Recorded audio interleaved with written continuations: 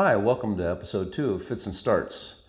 As I mentioned before in the first episode, we're going to go through the step-by-step process of reviving a non-running truck on the island of Guam.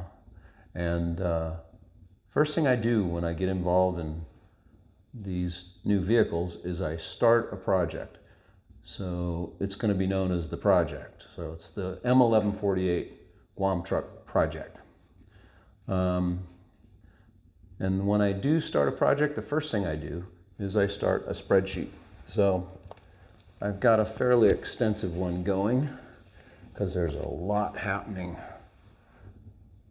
out there that's unknown about the truck. So I've got all the possibilities. So we start the project, we plan, we prioritize, and then we produce. And there was one thing in the middle there between prioritize and produce, and that's we pay. Got to have the money budgeted to do the job. So first thing I do on the spreadsheet is I detail everything I can detail that's existing with the truck.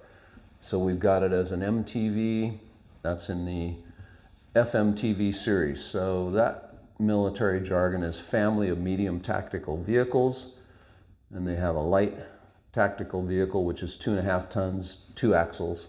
This truck happens to be an MTV, a medium tactical vehicle, and it is 6x6, 3 axles, and this one, because it's a hooklift truck, goes up to 9 tons capacity. It's also, the whole FMTV series, family of medium tactical vehicles, is based on a cab-over engine design. And it's a European style. So the cab is over the engine, your engine's right next to you, and the truck covered by what we call a doghouse. And you're over the axles, basically, the front axle. And the cab has to be tilted up and out of the way of the engine so you can get to all the engine and transmission equipment and take a look at what's there, know what's going on, adjust the engine, look at the belts, look at the wiring, alternator, fuel system, all kinds of stuff. So because it's a COE, one of the first things you want to do is get that cab up and get it open so you can have access to the engine and transmission. And on the Facebook pages that cover this type of vehicle, the groups there are pretty cool, and you can learn a lot of things about the vehicle before you even touch it. So the FMTV Facebook group has been really helpful and continues to be helpful to this day. So that's one of the first things I do is I join whatever groups I can find related to the vehicle. And then I start taking all the information I can get when I buy the vehicle and putting it on the spreadsheet. So I've got that it's a 2006 M1148 A1R. The A series are the upgrades of the vehicle. And you've got to know exactly what your upgrade is, because on these vehicles, there's 3 different Caterpillar engines. The early ones, the A models, had a 3116 engine. The A1 models had a 3126 engine. And the A1Rs, which is what I have a C7. And we have a cat coming in. My good kitty cat showed up. How are you? You want to jump up here by the fire? Kind of close to the fire. Let me show you to the people. This is Grace. She's the big mouser around here. So she's interested in what's going on, sort of. You're going to stay there? It's going to get hot. Anyway, so you need to know what engine you have. You need to know, because all of them have different filters, different methods of smog control. Some have none, some have a lot. Some are electronically controlled, some are mechanically controlled. So you got to know all that stuff. So this has a C7 cat. It has an Allison 3070 SP 7-speed automatic transmission. The Caterpillar engine's putting out 330 horsepower, so it's pretty strong for an FMTV truck. It's about 24,500 pounds wet in its weight. And it has a high-ab multi-lift hook lift, which grabs containers and flatbeds and stuff on the back and can pull up 20 footers and load it and put them on the back of the truck and leave. And then when it gets to the location, it can dump it off and run away. So anyway,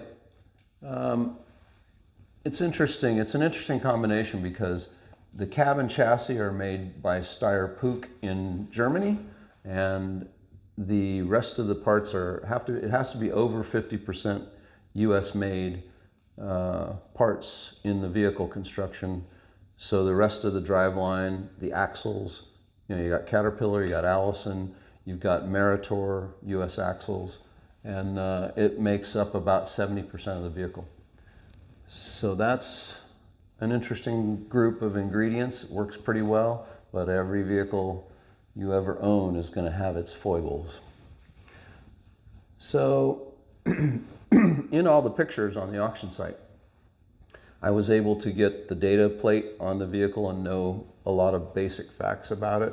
I've got the VIN number, I've got the serial number, that sort of thing. And then when you buy it, because it's military, you need to get a federal title called a Standard Form 97, and that needs to be released to you. So the SF-97, we call it. It's taken so far about over 6 months and I haven't seen the title yet, so I can't really go do much with the truck. But anyway, I know it'll come. It just takes time. So, and I have to have a title, otherwise I can't ship the truck. So it's, all that fun stuff. One of the questions is, can I work on the truck in the storage yard where it is now that the auction company has? And I found out I can. So then I'm like, well, how do I get around the island of Guam, rent a car? So anyway, a car rental company has been recommended because I think we're going to be running around a lot chasing parts and stuff. I hope not a lot, but it's a situation where when you're rebuilding a vehicle or reviving a vehicle, parts become a real important element, even nuts and bolts and stupid little things in it, and you're spending time going back and forth getting parts. And hopefully I'll have a helper who can either chase parts or get some work done while I'm chasing parts. We're gonna get a hotel, we're gonna get Airbnb. What's those situations on Guam? What I've seen in my research is hotels are fairly expensive, $150, $200 a day for a normal hotel. So it looks to be a bit touristy in that department, although hotels are just sort of going up anyway. But Airbnbs, it looks like you can get a decent one for $60, $80, $100 a night. So I'm probably going to go the Airbnb route. Okay, everybody's asking, what's it going to cost to ship the truck from, from Guam to the west coast of California? Well, the main shippers are giving me quotes between $15,000 and $20,000, depending on if it's running, if I can put it on a 40-foot flat rack, which is like a 40-foot container, but it's open on the sides and the ends drop down and become a loading ramp, and then they go up and match the containers. So hopefully we'll get it running. It'll save us about $5,000. So now we're gonna look at what's it gonna take to get the truck running, in my opinion, based on never having seen the truck, just going by photos and what the description is. So on my spreadsheet, I've got my priorities listed.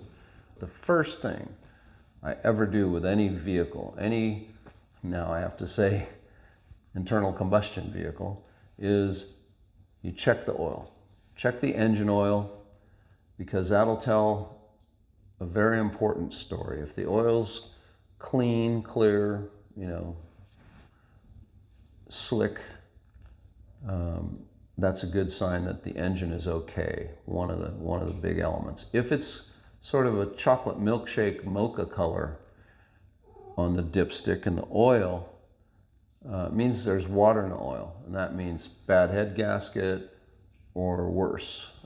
It means water has leaked into the engine block and it's gotten mixed in with the oil in the crankcase, and it becomes a big, heavy sludge, worse than mud, and can really mess up an engine.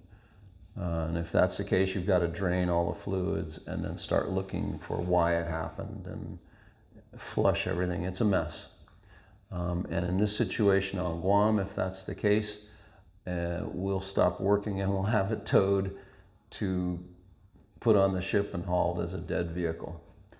But let's hope that doesn't happen. So engine oil, very important. Next thing I look at is transmission fluid. And you smell it. Most transmission fluid is purple.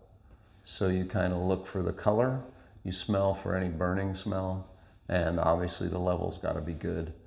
You can check the level non-running. It'll be down a bit. But if there's fluid on the stick, that's a good thing.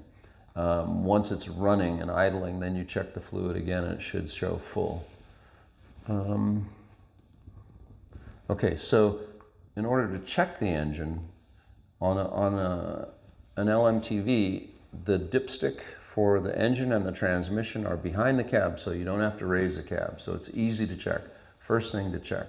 There's also a radiator coolant tank, overflow tank, puke tank, whatever you want to call it, and it has a sight glass. You can see that there's coolant in it. So the radiator's got fluid. And those are the big three. So we can check those without lifting the cab. Once we do that, then I want to get the cab lifted up. And the cab on FMTVs, they have two systems. They have an air to hydraulic system, which is they use in diesel trucks, they have an air compressor on the engine, and it makes air just like a shop air compressor, 120 pounds, no problem. So you take that air and you can route it through its own separate hose to this air-driven hydraulic pump, which they have on these MTVs. And on these MTVs, they got a talking cat here. What you doing? Yeah, do you want to go outside or do you want pets? Hi. It's warm here, yeah. Okay, so that's a fairly involved system. Once the air runs the hydraulic motor, then that will pump the fluid through a series of valves and can lift the cab. And then, you got wildcats like this. You're going to try and climb on my computer? I don't think so. Anyway, distractions. Why don't you jump? You should jump over here. That's a good girl.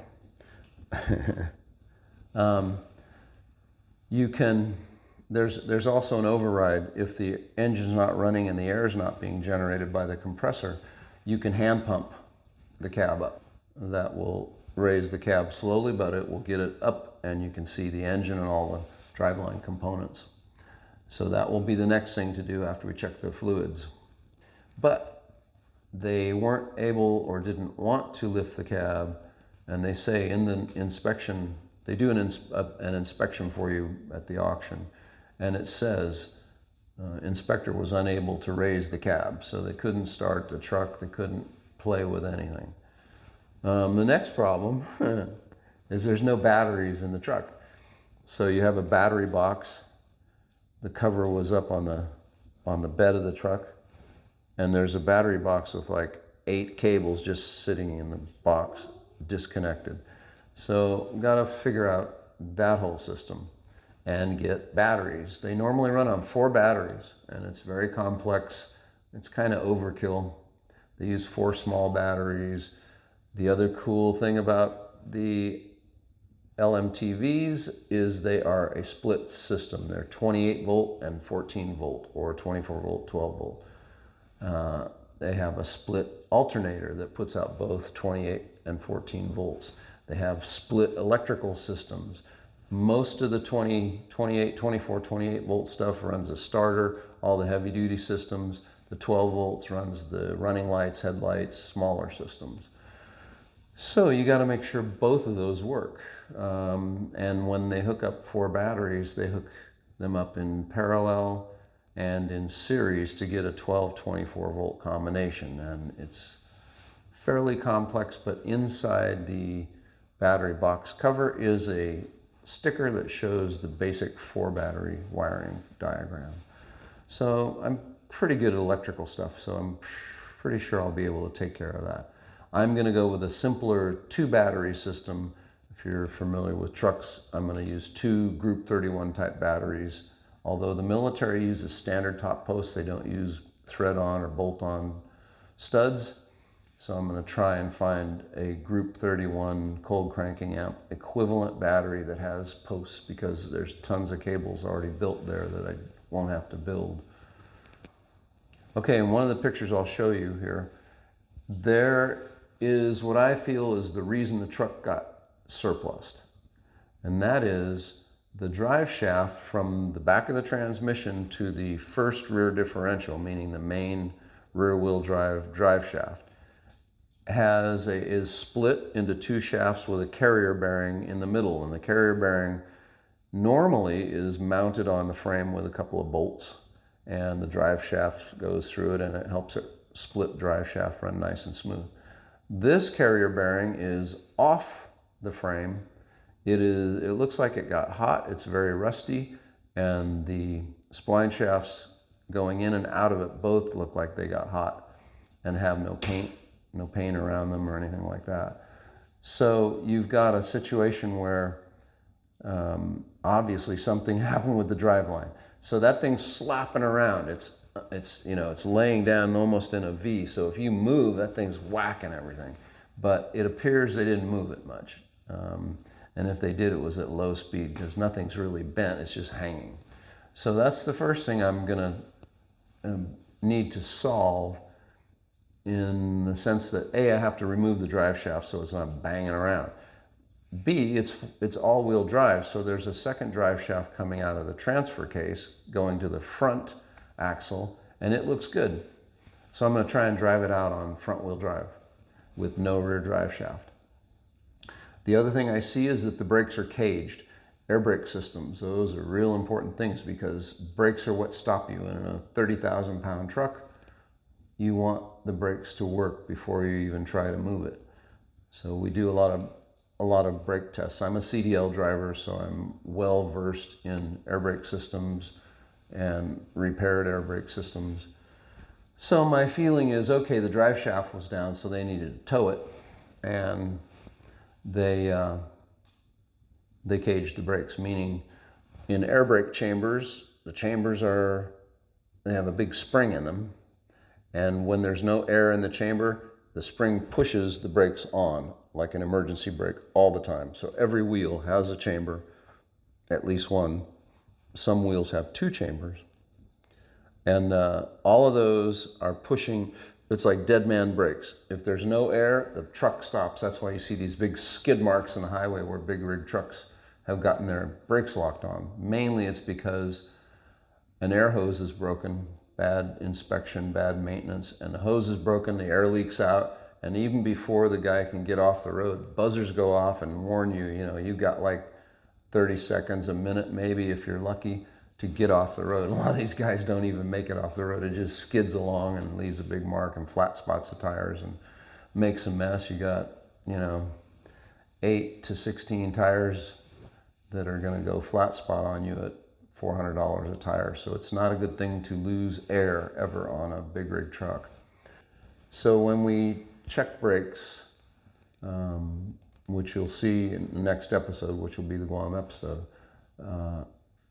you get the air pressure. Obviously the engine has to run, has to make air out of the compressor, goes into the air tanks, and an LMTV has 3 air tanks, which is good. One's for safety, it's a backup.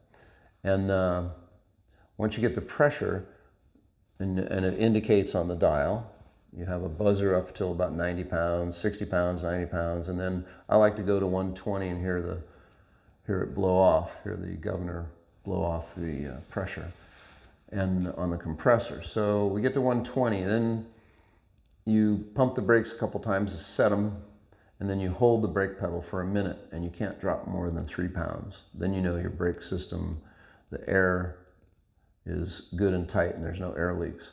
So that's going to be something that has to be done before I put the car in drive, or the truck in drive. I can't move the truck unless I know the brakes will work. Otherwise, I'm going to run somebody over and I won't have any brakes. A lot of people ask me, why did you buy a truck on Guam? I'm looking at it. I haven't seen one like it for over 8 years. It's a cool thing to me. There was sort of this emotional connection that shouldn't be there, but it was. And you know, I had a little extra money, I can buy the truck, but the reason I rebuild stuff is so I can do it as I go. I get a little money, I work on it. Get a little money, work on it till it's done. Anyway, I knew shipping was going to be high. I, you know, did a quick spreadsheet of costs, and I knew it was going to be 30, 40 grand before I was even in the US to start working on it seriously. And it's on Guam, so it's a little rusty. And yeah, a lot of factors. But I said, you know, I'm just going to go for it because I think I can get it working. And it seems like just a cool thing. And in actuality, this project has gotten me into wanting to help veterans more, get more involved in the community, that kind of thing. So it's kind of cool in that respect. But there's been a little serendipity to it also. So I'm like, who's going to help me on Guam? You know, I'm going to be there by myself and with my friend who's going to do the camera work. And I'm like, I need somebody who can at least be a mechanic's helper or something. So I wasn't sure how to do that. I looked, and there were a couple of diesel shops, and I'm like, yeah, but they're going to be charging full rate, and you know, it's going to cost a lot of money to hire an official diesel mechanic when I don't really need them. And if it gets that drastic where I need, you know, big tools and big expertise and all that, I'm probably going to just ship it home. So we'll see. But it was the other day, you know, my normal work has me traveling around the country. I'm a sound mixer, so I had to go to Denver one day, and I was flying out of San Francisco, and it was 6 in the morning. I'm in the United wing. Normally this company that I was working for flies me on Delta, but for some reason they put me on United because the ticket was cheaper short notice. So I walked down the United gates, and there's a little San Francisco Giants restaurant. It's a fan club restaurant, and nobody's there. There's one guy eating, and the waitress sits me like catty corner to him. And I'm like, so I order my food. He's starting to eat. I'm like, so where'd you come from? He goes, oh, I came from Denver. And I said, oh, I'm going to Denver. I said, cool. I said, where are you going? He says, I'm going to Guam. And I'm like, okay, here we go. And, you know, luck of the draw. But I say serendipity. It's just when you get involved in these things, in these projects, the energy sort of comes into you a little bit. And that's what happened with this guy. It turns out he was the head engineer of the upgrade project for the Guam water system, the whole island of Guam, the water district. He was on it for like 5 years and knew a lot of people in Guam and knew a lot of people who were mechanics and engineers and that sort of thing. So I said, yeah, can we trade numbers? I'm going to go over there. I may need to ask you a few questions about Guam. He goes, sure, you know. And so a few weeks ago, I called him and I said, do you know any mechanics helpers there? Or any of your people know any people? And within like 4 or 5 days, he gave me the number of this guy who's a diesel guy and a mechanic. So I've talked to him on the phone. He won't tell me his hourly rate, which is weird to me. And I'm like, he says, don't worry about it. Just come over. And I'm like, okay. And I'm like, tools. And he goes, don't bring any tools. I got all the tools you need. And I'm like, well, do you have air tools? And yeah, I got a compressor. I got this, I got that. And I'm like, okay, you know, so, you know, I've got a few things lined up to take with me, like a U-joint puller that's for these big U-joints that you can't work with a hammer, that sort of thing. Fuel systems. In diesels, when they sit around, this truck's probably been sitting a couple of years, just because of the process it goes through.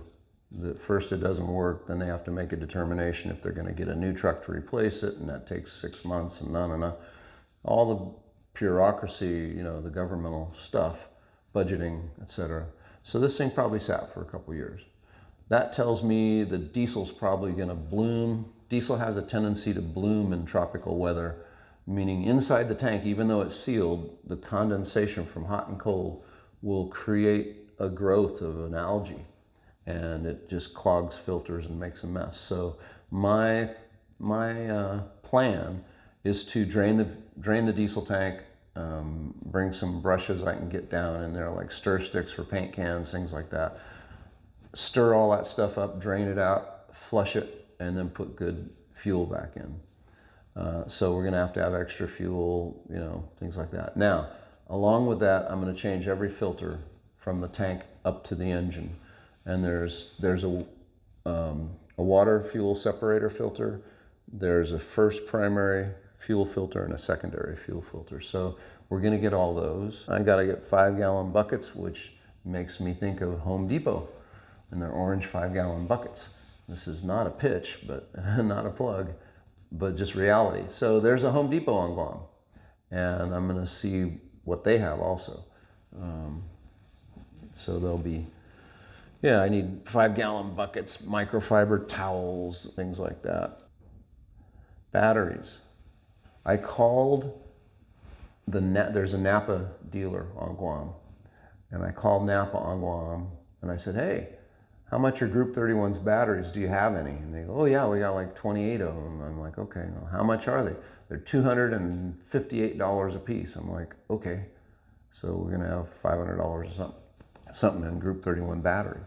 258 bucks a piece, and I'm only using 2 instead of 4, so that feels a little better, but I got a budget for it. Yeah, okay, these trucks have CTIS, which is Central Tire Inflation System. So they can raise and lower their tire pressure depending on the terrain they're on. And it's got a little control box up on by the dash that you can hit buttons, and it will show you that it's at 80 pounds pressure or 60 pounds pressure or 40 pounds pressure. Off-road, you lower your pressure to get better traction, supposedly. But if you got a lot of weight, you may not want to unload it the way they want to do it. But anyway, it's this driver-controlled air pressure system. Well, they cannibalized my CTIS controller, my air pressure controller. So I'm hoping that I can keep the tire pressure up enough to get it to the port, to get it on the boat. And we can do that with regular Schrader valves. We swap them out with that system, but I've got to look at that.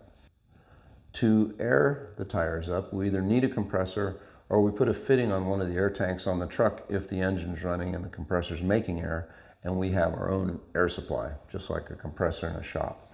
So I'm going to bring or get the little air hose connectors and the connector at the tank, so we can do our own air fill. So I'm getting a hose, etc., air chuck at the tires, that kind of thing. Yeah, so we need to bring fuel filters, diesel tank cleaner, bloom reducer like a Seafoam, or there's tons of different things that clean up diesel fluid stuff and keep it more stable. We need some fuel cans. I want to put about 30 gallons in the thing so that it has good flow up to the engine. Corrosion control. That's a military term.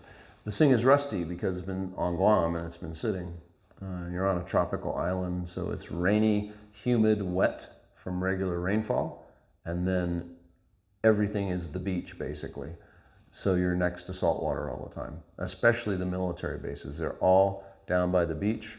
Every branch of the military is represented on Guam, and they're all fed by ships, commercial cargo ships or Navy. So they're all down by the beach. So where these things are stored is, might as well have it, right in the salt water. So they do rust, and I've got to check grounds, especially. Grounds on a truck have to be clean, or things just don't work right. And this particular truck is an 06. It's got the ACERT engine computer, its electrical system. It's got a HUE fuel injection system, which means it has a high pressure oil pump that runs the fuel injector rails and pushes the plungers open with electronic solenoids. And you've got to have pressure or you don't get fuel in the engine. So all that electrical stuff has to run properly, and the first thing you do from the alternator out is clean the grounds. And that's like a wire brush on a cordless drill going zzz, clean, clean, clean, both sides, the frame, wherever. And you got shiny, clean grounds before you start.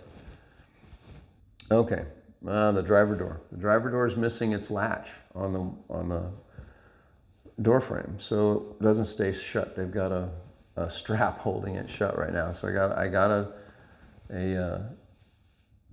a striker plate, I got a latch, and then I don't know how many things are involved to get the latch to work, but I'm bringing some welding rod and things to jerry rig it if I need to.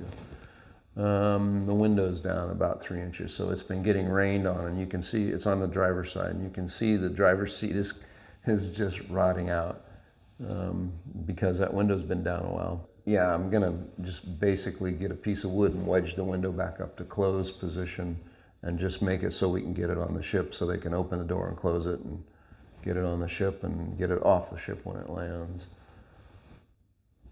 The CHS, the Container Handling System, which is a frame. It's a frame that will fit on the end of any shipping container, ISO shipping container, like a 20-footer or a 40-footer or a 53-footer. It's got 4 pins, 2 on the bottom, 2 on the top, and you lock them into the container, and then it's got a hook lift bail. The hook grabs it, and you can pull a container on the truck. Raw, you don't need anything else. So this frame normally stows behind the cab. So you can use the hook lift by itself, or the hook lift can grab it and take it and pick up a container.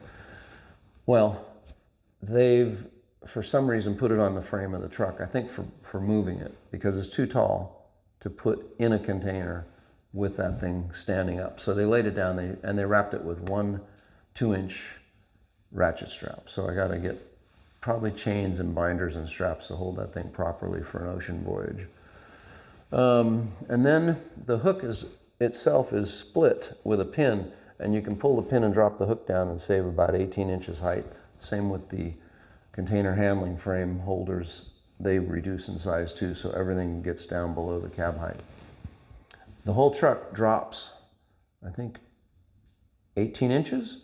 It has a whole frame system drops down for air freight.